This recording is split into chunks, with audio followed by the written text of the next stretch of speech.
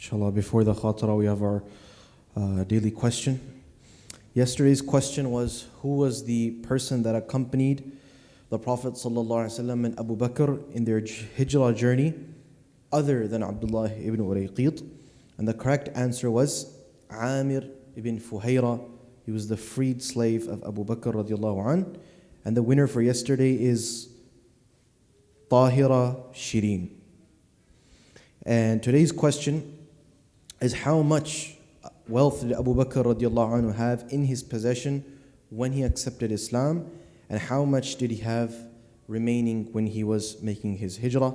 As always, you can email the answer to quiz@islamstl.org, inshallah. Bismillah ar-Rahman ar-Rahim. Alhamdulillahi Rabbil Alameen. Wa sallallahu wa sallam wa baraka ala Sayyidina wa Nabina Muhammadin wa ala alihi wa sahbihi ajma'in. Inshallah, tonight we will recite Juz number 11. Juz number 11 is the completion of Surah At-Tawbah and the entirety of Surah Yunus. Inshallah, we'll recite that tonight. And one ayah that I picked tonight is from Surah Yunus. And it's a very beautiful ayah, but it's actually a whole genre of ayahs in the Quran. And usually when we talk about the Quran, we know that the Quran has legal rulings. We understand that. There's do's and don'ts. We understand that the Quran has stories as well, either directly in the Quran or there's a story behind the revelation. A third type of ayah that's actually very beautiful are parables in the Quran, examples. And parables, amthal they're called in the Arabic language, are actually very, very powerful. Those that especially can appreciate language, whether it's whatever language you speak, you can appreciate poetry, you can appreciate the concept of amthal or parables. And obviously, one of the good signs of a good teacher is they can give really good examples. That's how students understand. So if someone who's a good speaker, a good teacher, you say, that's a perfect example, I can understand now. It shows their eloquence and their genius, the fact that they can pull the concept and link it to a concept that you know so well that you weren't understanding the principle or the concept, but because of the example, you understand it now. That's a sign of a good teacher. And obviously, you and I in our eloquence or our teaching capability are, quite frankly, nothing in comparison to the Quran. Obviously, if Allah is giving an example, it must be really good. The example is, Allah Azza wa Jal says, إِنَّمَا مَثَلُ الْحَيَاةِ الدُّنْيَا كَمَاءٍ أَنزَلْنَاهُ مِنَ السَّمَاءِ. The example is that of this world, life in this world, that Allah links it to, its parable, its example is that of water that we have sent down. Now the scholars of balagha, the ulama of balagha, in their tafasir of rhetoric, they comment on more than 7 different ways the life in this world is like water. I won't do all those 7.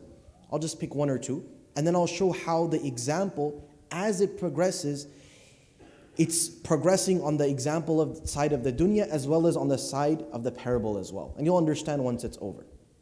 How this dunya links to the water, one of the reasons the scholars mention is that water is only good for you if you take it in the right amount. And so if you don't drink water, you had your iftar, you're not drinking any water, it's Taraweeh is over, it's suhood, you didn't drink any water, you're in trouble. But if you're drinking too much water, you're also in trouble, right? Where you're using the water, that can be very good. You're watering your plants, you're adding it to your food. But if you pour it on a bunch of electrical cords, the result isn't going to be good. So water is only good if you take it in the right amount and apply it in the right place. But that same water can be so deadly for you, it can cause you pneumonia, it can end up causing you diseases, it can fry your electronics, it can do so much harm to you. The same water. That's how your dunya is. If you take it in the right amount and in the right way, it's good for you. But if you take it in an excessive amount, in a wrong way, it can kill you, it can destroy you. That's one example. But here in this, for the longer sake, that's one I gave you. I'll go with another one that flows throughout so it's easy for us to follow. And that is here when Allah says water is coming down from the sky.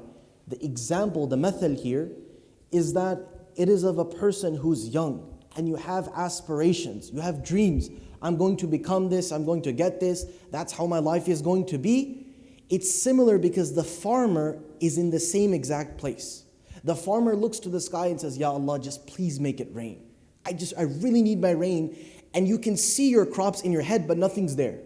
And you know, if water comes, my crops are beautiful. But if water doesn't come, I'm finished. And so it's like that young person with those aspirations, Allah, just let me land this job. If I just get this job, everything will go smoothly. I can support my family. I'll have saving. Everything will just work out. Just support me here. I'm stuck over here. So it's like that person that's waiting for rain. And Allah says, then the rain comes down. فَاخْتَلَطَ بِهِ نَبَاتُ الْأَرْضِ مِمَّا يَأْكُلُ النَّاسُ وَالْأَنْعَامِ. When that rain comes down and it mixes with vegetation, it mixes with crops, and everyone drinks from that water, the animals and the humans. Here Ibn Ashur rahimahullah, he comments, he says the same, if you're following along, it's the person with aspirations and hopes. When your dreams are slowly starting to come true and you're starting to taste it, guess what? There are two types of people. There's the humans and there's animals, in the sense that humans are very careful with vegetation. You don't just pick any crop, and you don't just pick any part of the crop. You're careful to move away the layer, to move away the harmful things, and then you pick what you really need from it. But the animals, they eat everything. That's how Allah created them. They eat everything. They can't differentiate between anything. And that's the difference between the believer and the non-believer. The believer says, this is halal, I can have this. This is haram, I can't have it. This was allowed for me, this is not allowed for me. This can harm my iman, this won't harm my iman. That's the believer. The disbeliever says, I don't care, bring whatever it is, I'll have it however it is. No principles. حَتَّى إِذَا أَخَذَتِ الْأَرْضُ زُخْرُفَهَا وَزَيَّنَتْ. And then that farmer that's standing there, now that rain has come down, everything has, the spring has come, the time for harvest has come. You see your beautiful crops as you look at it. It's all lush, it's ready to be picked and harvested and sold, and money's about to come in.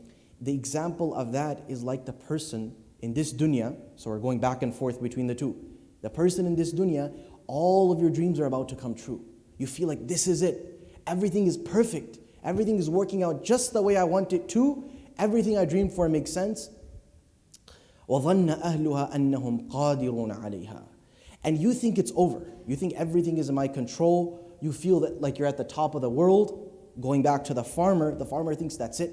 It's payday in a few weeks. Everything is perfect. أَتَاهَا أَمْرُنَا لَيْلًا أَوْ نَهَارًا فَجَعَلْنَاهَا حَصِيدًا كَأَن لَّمْ تَغْنَ بِالْأَمْسِ. Allah says we send down our amr, our order.